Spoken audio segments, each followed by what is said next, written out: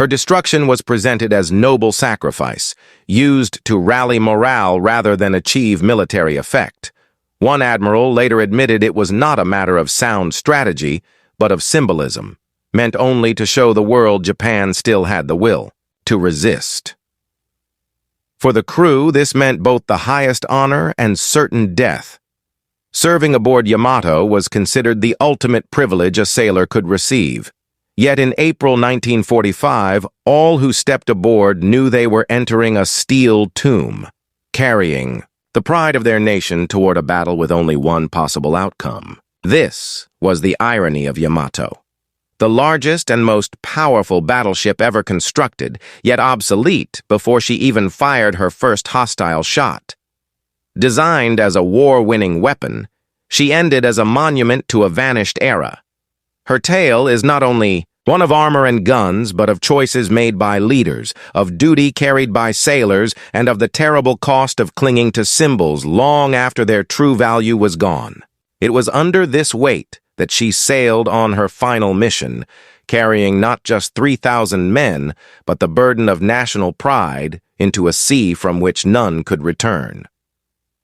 By spring 1945, Japan's empire was crumbling.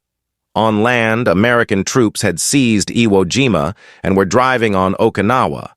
At sea, the Imperial Navy was a shadow of its former power, its carriers sunk at Leyte Gulf, its supply lines strangled by submarines, its cities devastated nightly by B-29 bombers. In that desperate moment, Japan's leadership devised one final gesture, a sortie intended to preserve honor even if it could not restore victory. This became Operation Tengo. The plan, brutal in its simplicity, called for Yamato to sail south with a light escort and strike Okinawa, where over 180,000 American soldiers were already ashore. She carried barely enough fuel to make the journey one way, intending to beach herself and serve as a stationary gun platform, her massive rifles firing until she was inevitably destroyed. Alongside her steamed the cruiser Yahagi and 8 destroyers, carrying several thousand more men doomed to share her fate. In total, over 4,000 sailors departed Tokuyama Harbor on April 6th. Witnesses later remembered civilians waving from the shorelines, unaware that the majority of the men they were cheering would never return.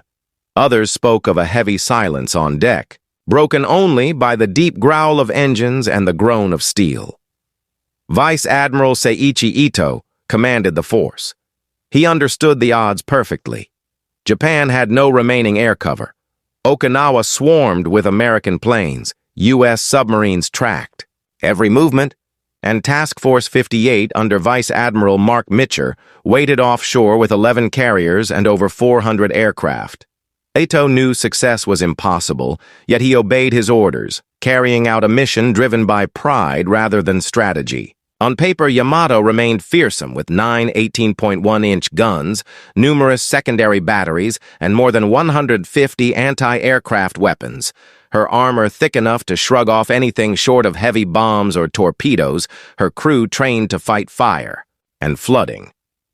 In a battle fought 30 years earlier, she might have dominated, but in 1945 she was facing a war ruled by aviation.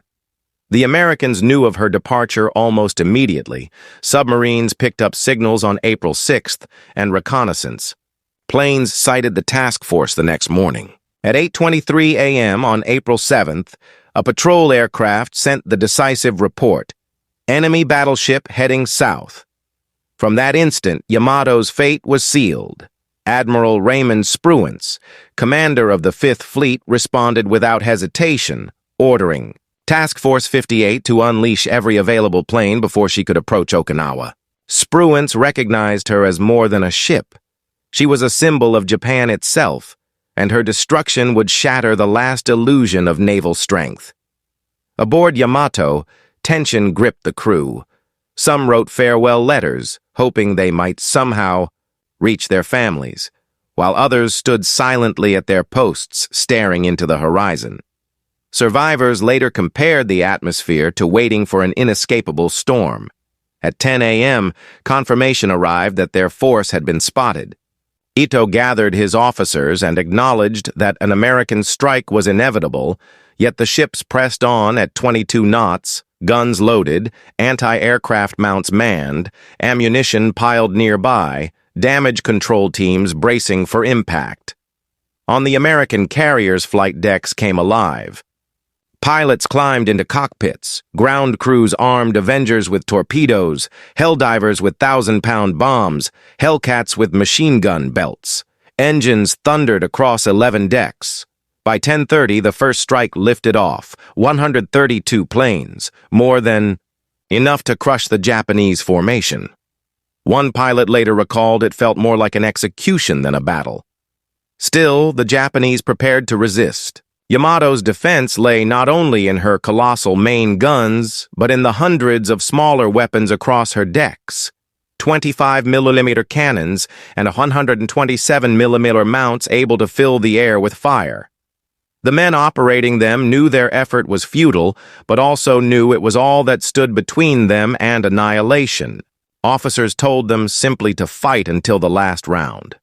By midday, the sky filled with American planes, engines roaring as squadrons converged. From Yamato, the horizon seemed to sprout with silver wings multiplying by the minute. Alarms screamed. Guns thundered, shells loaded, barrels swiveled, smoke and flame wrapped the decks. For a moment, she appeared as a floating fortress, bristling with firepower. But all aboard understood the truth. Against hundreds of aircraft from 11 carriers, she was facing her final stand. Operation Tengo was not a campaign. It was a sacrifice. And as the first bombs and torpedoes plunged toward her hull, that sacrifice began to be paid. By late morning, Yamato was isolated on the open sea, far from protection, driving toward Okinawa on her one-way mission. Spruance and Mitcher had unleashed the might of Task Force 58, the greatest carrier armada ever assembled. 11 fleet carriers, 5 light carriers, screened by battleships, cruisers, and destroyers, with over 400 aircraft ready. To Mitcher, a lifelong advocate of carriers, Yamato was not merely a target, but proof that the battleship era was finished. At 10:30, the launch began. Planes roared down decks one after another, climbing into formation until 132 filled the sky, a swarm of hornets sweeping west. Beneath them stretched the gray sea. Ahead, Yamato drove south with her escorts. Lookouts aboard her soon spotted the approaching formations. First specks, then swarms. The alarm sounded again. Crews rushed to stations, guns elevated, ammunition carried, barrels leveled. Over 150 weapons bristled across the ship, and though the sailors knew the odds, they swore to resist. At 12:20, the attack began. Avengers skimmed low, dropping torpedoes that streaked white trails toward her flanks. Helldivers screamed down from above, bombs shrieking through the air, while Hellcats raked her decks with gunfire. Yamato erupted in flame and thunder, her anti-aircraft guns firing ceaselessly, tracers streaking upward, black bursts of flak exploding among the attackers. Pilots admitted afterward they had never seen such a storm of defensive fire. Several Avengers were shredded in midair and fell blazing into the sea, but the onslaught pressed on. A Helldiver burst into flames and spiraled into the sea, vanishing in a cloud of steam, yet more attackers came unceasingly. The first torpedoes smashed into Yamato's port side, making the entire vessel shudder as metal twisted and compartments flooded. Crewmen were hurled off balance while water poured in, and repair teams rushed to seal bulkheads and pump out flooding spaces, but the punishment was devastating. Within minutes, the ship leaned 5 degrees to port. Orders went out to counterflood the starboard side, and for a short while the giant ship steadied herself, but the Americans pressed harder. Dive bombers unleashed their payloads onto her decks, tearing open her structure and igniting fierce fires. One bomb struck near the aft turret, wiping out gunners instantly, while another ripped through the forward deck, sending deadly fragments into the crews below. Survivors recalled the vessel, groaning like a wounded beast, trembling with every impact. By 12:45, Yamato had already endured several bomb and torpedo hits, smoke rising from her decks and fire sweeping her midsection. Yet she continued to fight. Guns thundered, sailors hauled hoses, sealed compartments, and carried the injured. An American aviator watching from above recalled with amazement how the gunners kept firing even while flames consumed their positions. They never gave up until the fire overtook them. The battle was not Yamato's alone. Her escorts fought desperately as well. The cruiser Yahagi twisted and turned to avoid torpedoes while blasting away, but soon became the focus of attack. By 1 o'clock, she was struck by both bombs and torpedoes, burning from bow to stern, then slowed, capsized, and slipped beneath the sea within the hour. Destroyers tried everything, laying smoke, firing anti-aircraft bursts, and even luring attacks toward themselves. Some managed briefly, but were hit in turn, battered and aflame. Around the Japanese force, the ocean became a patchwork of fire, smoke, twisting ships, bursting shells, and diving planes. American pilots later spoke of awe mixed with dread. From above, Yamato looked like a volcano at sea, eruptions blazing across her decks with smoke billowing skyward. Yet she fought on, guns roaring as she turned slowly through the smoke. By 1:20, she had absorbed at least 4 torpedoes and numerous bombs, her port side ripped open and her list increasing to over 10 degrees. Repair teams fought furiously with pumps and counter-flooding, and for a moment they steadied her again, but every new strike compounded the devastation. A second wave of attackers swept in with precision, deliberately hammering her port side to roll her over. This was not blind destruction, but calculated annihilation. By early afternoon, Yamato was reeling, fires raging uncontrollably, her speed collapsing, her list worsening, and hundreds already dead or wounded. Still, she had not gone under. Pilots could scarcely believe it. They had poured more ordnance into her than entire convoys, and she continued to resist. One pilot described her simply as the hardest target he had ever faced, but every fortress eventually breaks. By 1:30, Yamato was fatally damaged, seawater rushing into her port side faster than pumps could handle, escorts shattered or scattered, and overhead American squadrons circled for yet another assault. Against the might of 11 carriers and hundreds of aircraft, the outcome was inevitable. Air power had proven itself, and the battleship era was closing. As the afternoon advanced, Yamato's ordeal entered its final phase. By April 7, 1945, she was already battered. Fires blazing, smoke pouring skyward, compartments flooding, escorts crippled or sinking. Yet her guns still hammered at the sky while her crew battled flames and rising water. After the first strike of 132 planes, a second wave closed in, concentrating on her port side with deliberate intent to capsize her. Torpedo bombers skimmed the sea, releasing their heavy Mark 13 torpedoes, trails of white foam racing toward her.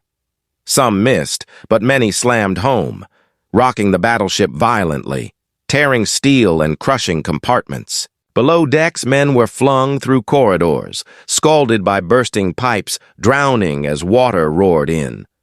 The list worsened, 10 degrees, then 15. Damage control fought with desperation, counter-flooding starboard compartments, sacrificing more men to the rising sea in order to balance her. For a fleeting moment it worked, but at a terrible cost. Dive bombers then screamed down, their bombs ripping into her forward turret, the command bridge, and across her decks, killing dozens and igniting infernos. The black smoke rose in a towering column visible for miles, a marker of the dying giant. Still, her anti-aircraft crews fought, burning men refusing to abandon their guns, hands fixed to the triggers as flames devoured them. American pilots witnessed the silhouettes of men firing upward against a backdrop of fire, one later remarking in awe that they fought like demons. By 1:30, Yamato had suffered at least 8 bomb and 7 torpedo hits, her speed reduced to under 10 knots, decks tilting. So steeply sailors could barely stand, water sloshing across the plates, fires out of control. Yet Admiral Ito remained aboard, refusing to order evacuation, binding his crew to fight to the end. Destroyers tried to help, spraying hoses, pulling survivors, and laying smoke, but they too came under attack, some hit and burning, one abandoned, by its crew. Yamato bore the full weight of American fury as her formation crumbled. At 1:40, another torpedo tore into her engineering spaces, worsening the list beyond 20 degrees. Her great guns could no longer depress, shells and powder shifted dangerously, and the ship moaned as water poured in faster than pumps could manage.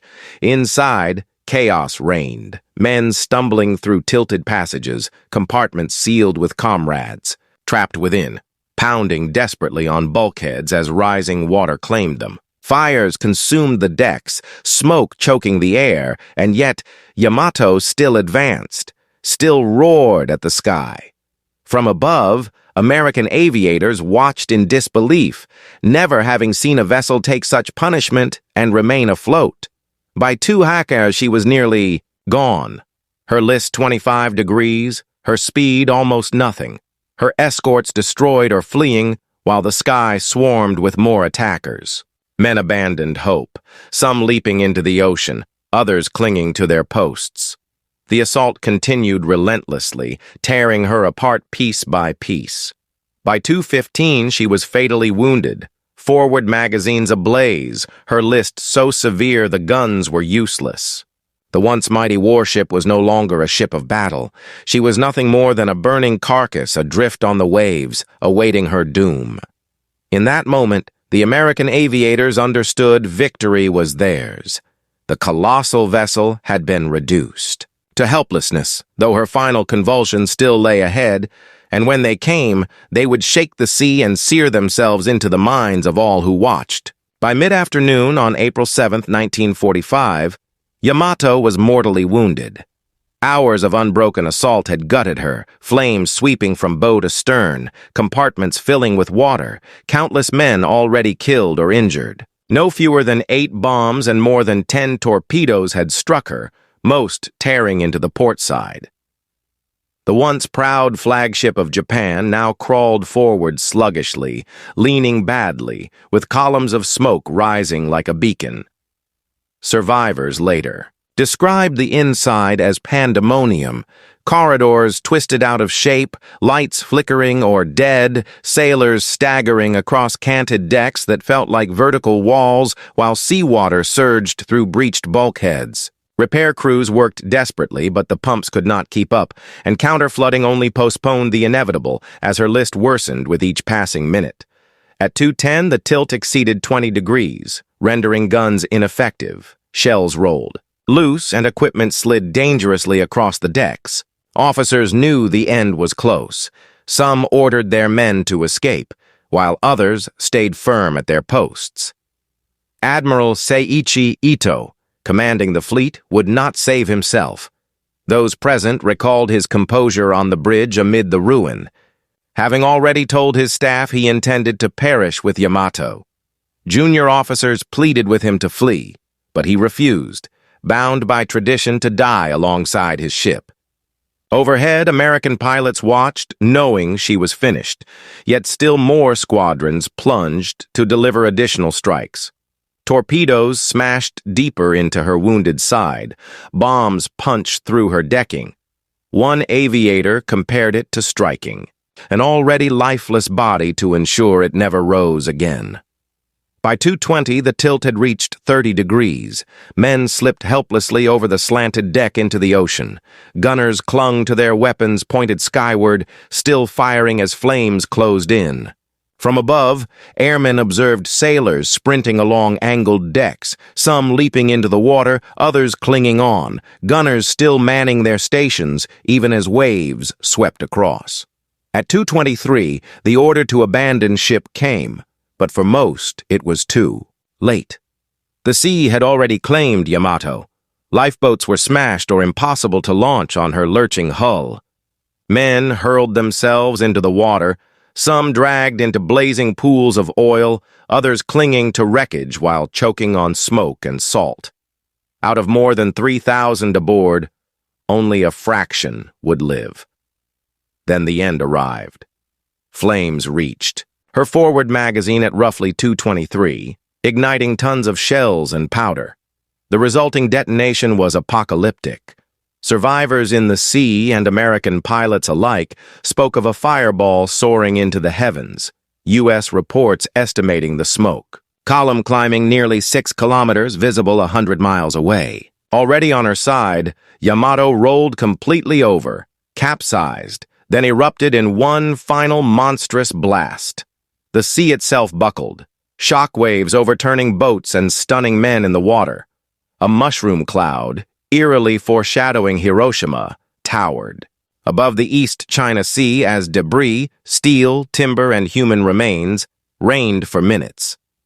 One pilot called it the most dreadful sight of the war. By 2:25, it was finished. The greatest battleship ever built had been torn apart, split in two, and dragged down with over 3,000 souls, leaving only 276 alive. For the Americans, it was more than a victory. It was proof that air power had eclipsed the battleship, forever.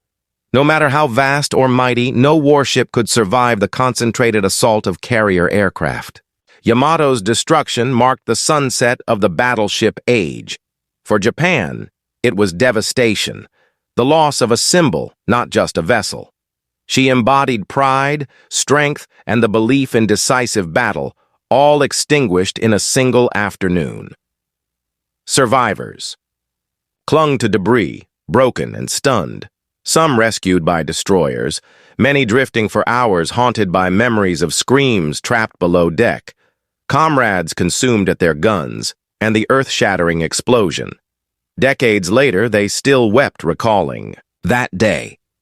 Even the Americans, returning to their carriers shaken, were subdued by what they had seen. They had erased Imperial Japan's grandest symbol in under 2 hours. Yamato, whose name meant Japan itself, had disappeared beneath the waves. The sea closed over the wreck, oil slicks spreading, lifeless bodies scattered, smoke marking the grave for miles. In Japan, silence fell where letters would never come. History remembers Yamato's fall as both sorrow and lesson. Sorrow for the thousands sacrificed in vain, lesson in the futility of sighs against the new reality of war. The afternoon ended, with the battleship age buried and the carrier era ascendant. By 2:30, only the sea bore witness to her demise. When her echoes faded, the East China Sea was a graveyard. Black oil drifted under pale sunlight, corpses among shattered beams and twisted steel. In under 2 hours, the might of the Imperial Navy had been annihilated, over 3,000 men lost with her.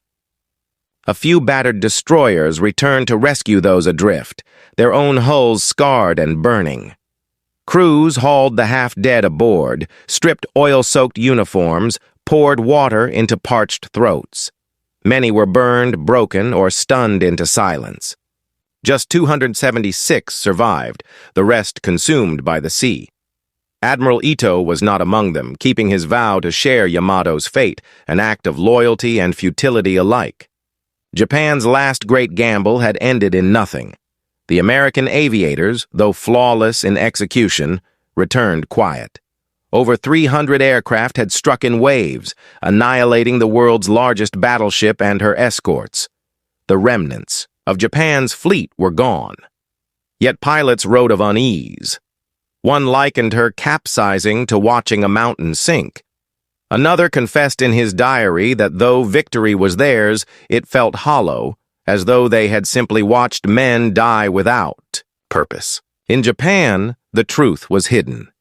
Command silenced news of the loss to preserve morale after Okinawa. Families waited for letters that never came, only learning later their loved ones had been sent on a mission without return.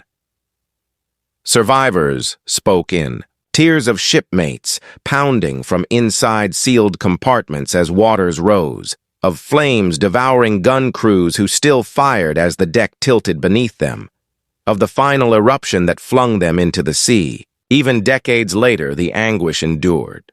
"We were children," one said, "sent to die, and we did."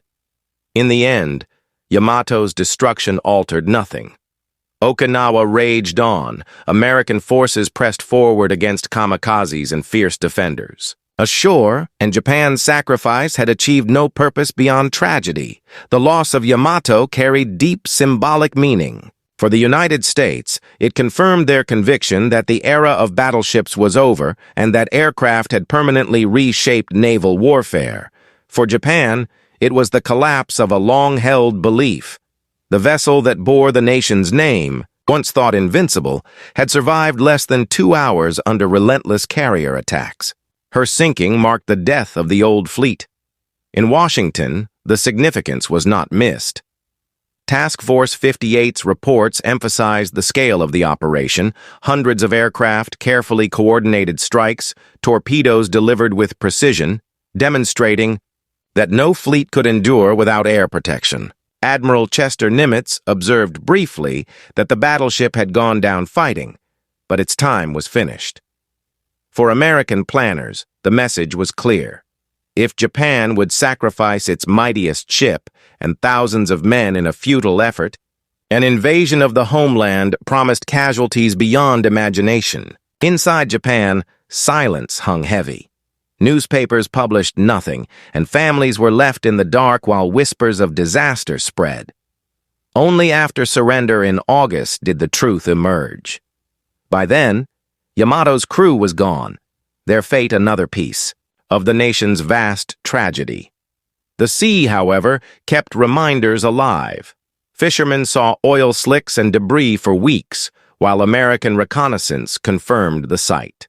The wreck itself remained untouched until decades later. In the 1980s, Japanese teams discovered her broken remains nearly 1,000 feet below, torn apart by the final explosion. Cameras revealed haunting images: a turret lying in the sand, metal warped and shredded, fragments scattered across the seabed. For grieving families, the discovery brought sorrow, but also closure. At last, they knew where their loved ones rested. For scholars, Yamato's end was a decisive lesson. The grandest battleship ever built had been rendered helpless against waves of aircraft, proving that technology and tactics had shifted forever. Naval academies studied her story as a warning that size alone offers no guarantee of strength, and clinging to outdated beliefs can doom even the most powerful force. Beyond strategy lay the human cost. Over 3,000 men perished in under 2 hours. They were fathers, brothers, sons, many of them teenagers barely trained, thrown into the dying stages of the war. Their bravery was real, though their mission was hopeless. They fought until their ship capsized and exploded beneath them, not because victory was possible, but because they had been ordered to die. On April 7, 1945, the sea closed over Yamato and her men. The war raged on. Battles continued, cities burned, but that day left an enduring scar. An American pilot reflected years later that when Yamato sank, an entire era sank with her. Her destruction was more than the loss of a ship. It was the death of a navy's pride and of a vision of warfare that had dominated thought for half a century. For Americans, the reports were blunt. Concentrated air power had annihilated the largest and most heavily armed vessel afloat. No battleship, regardless of size or weaponry, could withstand carrier strikes. Admiral Nimitz later noted that Yamato's fate confirmed what Midway and Leyte Gulf had already shown. The aircraft carrier was now the true capital ship. In U.S. naval schools, her story became a key example. Mobility and air dominance outweighed armor and heavy guns. For Japan, the lessons were darker. Her loss was concealed during the war, families given silence while the leadership feared a collapse in morale. Only after defeat did the reality emerge, leaving deep wounds. Yamato came to symbolize both pride and futility, a monument to wasted lives in a war already lost. Survivors carried that burden for life. In interviews decades later, they wept, recalling comrades trapped behind sealed doors as water flooded in, or the colossal blast that flung them skyward before the ocean reclaimed them. One survivor admitted quietly that they were not soldiers, but children sent to die. Their memories became part of Japan's post-war soul, a reminder of the price of blind obedience and sacrifice without purpose. Over time, Yamato's image grew, beyond history, entering legend through books, films, and anime. For some Japanese, she embodied tragic honor. For others, she stood as a warning against worshipping empty symbols. In Kure, where she was built, a museum preserves her story, displaying models and relics that evoke both pride and grief, confronting visitors with the contradictions of a nation at war. On the East China Sea floor, her remains still rest. The Babu. 1980s expeditions revealed shattered steel and fallen guns, evidence of her violent end. For families, the site was both painful and comforting, a place where they could finally know their loved ones lay. In the United States, Yamato's story became part of the broader Pacific narrative. Veterans remembered her with a mix of awe at her endurance, sorrow for the men aboard, and respect for their determination. One American pilot admitted that though she was the enemy, no one could watch her destruction without feeling its weight. Strategically, her loss mattered little. Okinawa's outcome was decided by ground forces and relentless kamikaze attacks, not by a single ship. But symbolically, her end was profound. For Japan, her sinking shattered illusions. For the United States, it confirmed doctrine. For the world, it marked the dawn of a new era of warfare. Yet her legacy endures not only as strategy, but as a human story. She was more than steel and guns. She carried thousands of lives bound to her fate. Most perished that April day, lost to a hopeless cause. Their sacrifice is a reminder that wars are fought not just by machines, but by people, whose courage and suffering echo long after. Today, at memorials in Kure or in grainy footage of her final voyage, Yamato is remembered not merely as a ship, but as a symbol of an age. Battleships once embodied naval might, floating fortresses built to decide wars. With Yamato's end, that era vanished, replaced by carriers and aircraft. Yet her men remain frozen in that moment when fire consumed steel and history turned. In the quiet East China Sea, she lies in silence, a monument both to pride and to tragedy. Above all, she reminds us that symbols may inspire but cannot alter reality. And when leaders sacrifice lives for symbols, it is always the young who bear the cost. On April 7, 1945, Yamato carried with her not only the hopes of a fleet, but the illusions of a nation. In her death, those illusions were burned away, and the world moved into a new age, one defined by carriers, air power, and soon the shadow of nuclear weapons. Yamato's legacy rests not just in the steel at the ocean floor, but in the lesson of what happens when pride blinds judgment and